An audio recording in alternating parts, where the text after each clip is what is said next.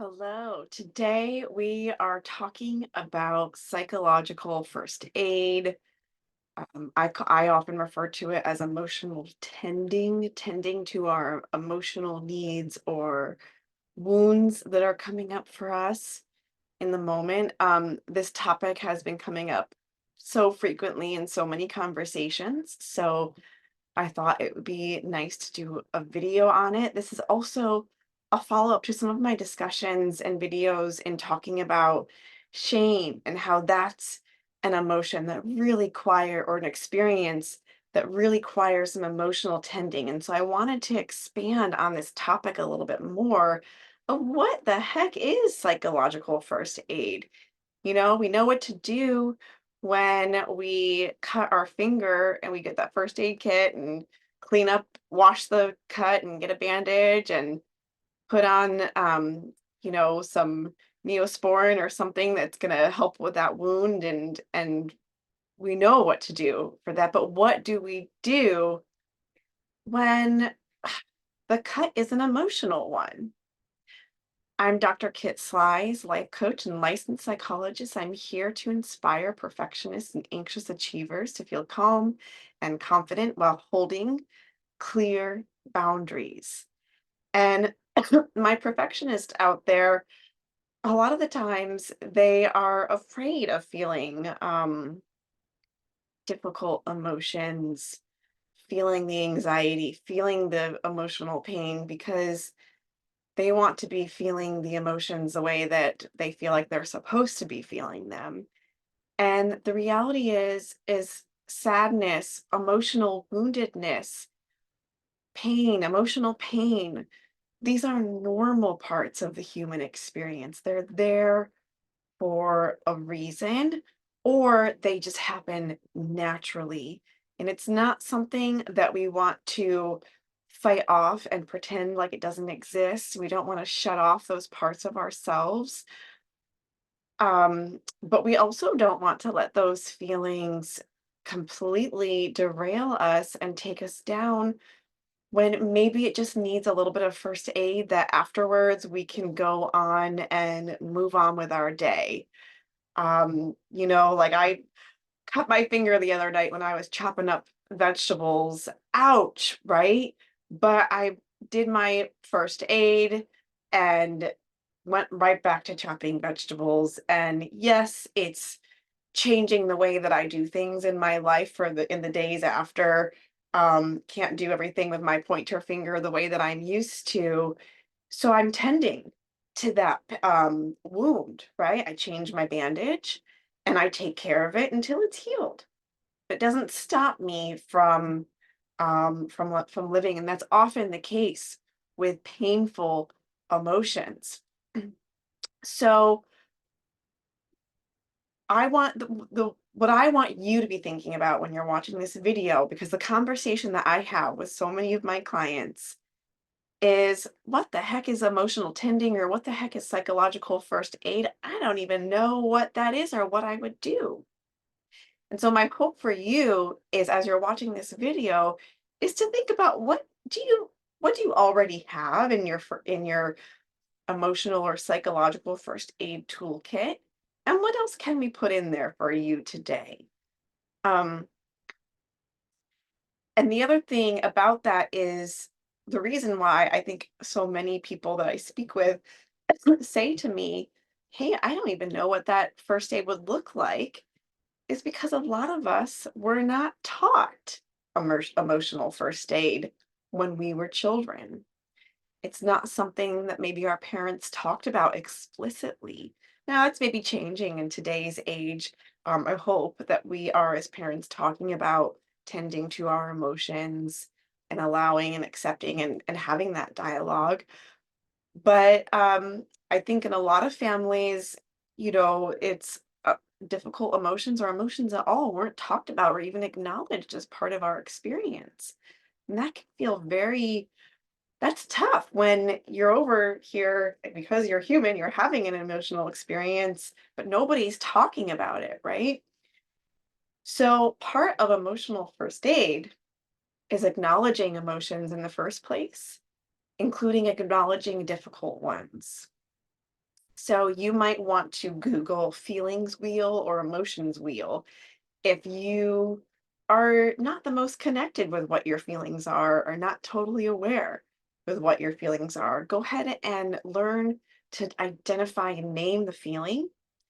I like to tell folks, and I recommend that as you're naming a feeling, use the language that I'm noticing, I'm feeling blank, and then you fill in the blank with the emotion. The reason for this is because sometimes if we're going to, oh, I am sad, or I am shameful, or I am anxious, whatever the emotion is that you need that needs some tending, by phrasing it as I am, sometimes we become the emotion more deeply and we identify as I am the sadness and the sadness is me and that's all I am. And that's not what we want to do. The emotion is a one part of your experience that deserves some emotion, some attention and tending to, but it does not mean that you need to become the sadness and all things are sadness. So the phrasing, I'm noticing that I am feeling sadness, is a mindfulness technique where that allows you to become an objective outside, sort of stepping outside of your experience for a second and looking in. You are observing the emotion as an observer that allows the emotion to be seen and accepted and experienced, but without the emotion overtaking you. Okay, so that's first part of emotional first aid is noticing and observing the emotion. And that may include getting better at naming what the emotion is, especially if you grew up in a family where emotions weren't acknowledged. Okay. And then once you acknowledge that there is an emotion there, we can acknowledge maybe that emotion is painful if it is indeed a painful one. Oh, I'm noticing that I'm feeling quite sad right now. And I'm noticing that that hurts. That's painful. The reason why this part is important is because we need to acknowledge that we are experiencing some pain that requires some first aid. And to be okay with that, acknowledging that we are in pain is indeed a strengthness. It's not a weakness, it's a strength. Okay. So don't feel like acknowledging pain is going to be a weakness. That is a necessary step to then go and find the courage and the strength to tend to yourself. So it's actually a courageous step to acknowledge that you are experiencing that pain. Okay. And then and now this is where you're going to think about what your toolbox is because your toolbox is going to look different than everybody else's as far as what the actual first aid components are. Okay. Kind of think of it as it's like, okay, we've so far, if this was a physical wound, we've acknowledged, okay, yep, that's a cut. Ouch, that hurts. That requires some attention. And you might have in your first aid toolkit, you might have plain Band-Aids, different colors, or maybe you like the Band-Aids that have fun pictures on them that are gonna cheer you up. Maybe you need something more neutral because you don't wanna draw too much attention to it, okay? So the things that are in your toolbox might look a little bit different with some common themes, okay? So one thing might be allowing further the experience of the pain of the emotion. So that might sound like self-talk of, oh, I'm sad. I'm noticing I'm sad. I'm noticing that's painful. And I'm going to let myself feel it and be okay with that. I'm not going to try to minimize that sadness because right now, this sadness is important. The reason I'm feeling sad is maybe I lost something or somebody important to me. Maybe things didn't go well for me today. They didn't go the way that I had planned. And I want to take some time to acknowledge that that sucks. I'm not going to live there in that wound. I'm not going to live there in that place of, oh, woe is me. And Nothing's ever going to get better or anything like that. But I just want to acknowledge that it was important to me, whatever this thing was, right? So sometimes we want to acknowledge the pieces underneath the feeling and why that's important to us. How does that reflect our values? What does that mean as far as how we want to regroup and come up with a plan moving forward? Um, what does that mean as far as allowing the emotion to just run its course? With grief is a great example that that is an emotion that there's no timeline for it. We have to let that run its course. Okay. Um, and then you want to think about what are some other things that you're going to do to tend to yourself. Once you have acknowledged it and allowed it, then that becomes the appropriate time to what are some things, are there things that you want to do that might cheer you up? The reason why we don't want to go straight to cheering up, and by the way, this goes for ourselves and also when we're dealing with loved ones, it's really important that we acknowledge and validate a feeling before we go straight to trying to cheer it up. Because if we go straight to trying to cheer up, what happens is that that emotion feels invalidated. And guess what? It's going to want to stick around longer, or it might morph into something else like shame. Oh, I shouldn't be feeling this way. I'm getting the message. I'm sending myself or somebody else is sending me the message that this emotion is not okay and that therefore I am not okay. And that's where we get into shame in this process quite a bit. We can. Okay. So you do want to, um,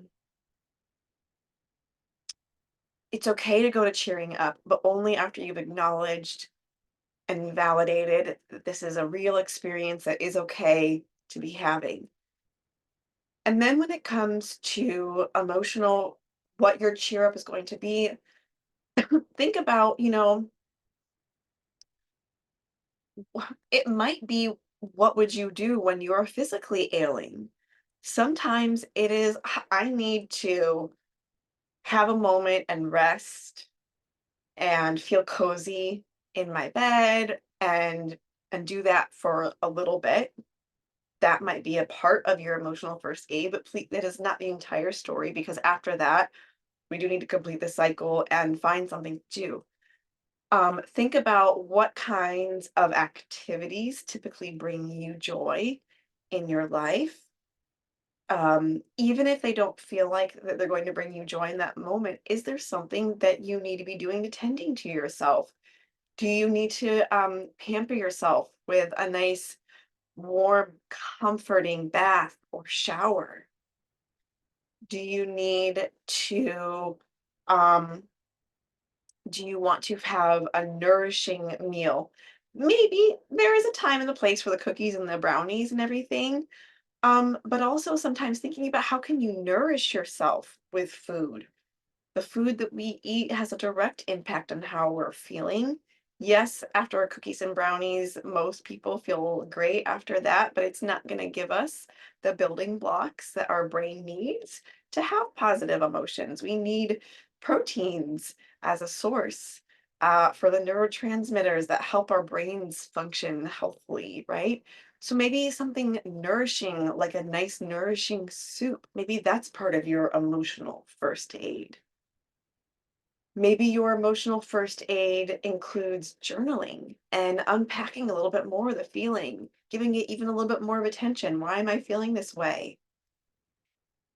Your emotional first aid might involve some gentle movement, some stretching, some yoga, getting out for a walk. Okay. Um, and maybe your emotional first aid involves, okay, I'm gonna get comfortable with you know, sitting on the couch or being comfortable in bed or, taking a warm bath or something. And then I'm going to go out and get for a walk. And that's a nice, think about it, that's a nice process. There's, indulging in that comfort of something warm or comforting, and then doing something that you also know is going to make you feel good. for most people, are able-bodied folks who can get out and go for a walk, doing that typically feels good. And if you're not able to get out and go for a walk, are there ways to move your body that are accessible to you? Okay. It could be yoga in the home or just gentle stretching.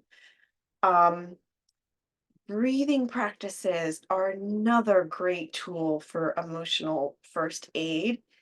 There are many different breathing practices out there, and these are things that don't work great for everybody. You can look up diaphragmatic breathing, um, or square breathing, okay? Or nostril breathing. These are some great breathing techniques that can be effective. They're out of the scope, I think, of going into the how-tos on the video today. But find a breathing technique that works for you. The square breathing is good in particular to kind of keep an even keeled um, emotional state. The diaphragmatic breathing with a nice long exhale.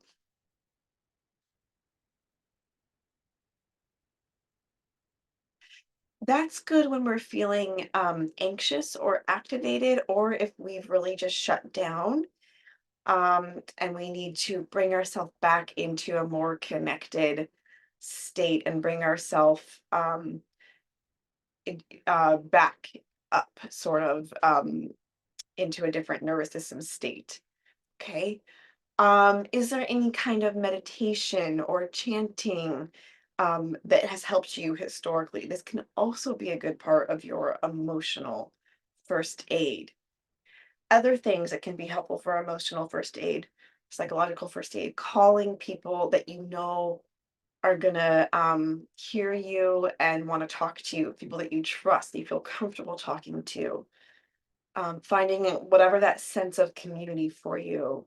That is probably one of the most beneficial techniques out of all of them that we've mentioned here. And sometimes just a combination of all of the things. Maybe it's getting out of your house.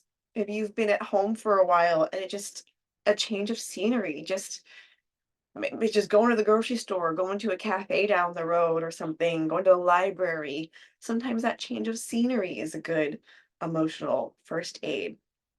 What I would recommend for you to do is to think about everything that I've talked about today, and also just make yourself a list of activities that you individually find pleasurable.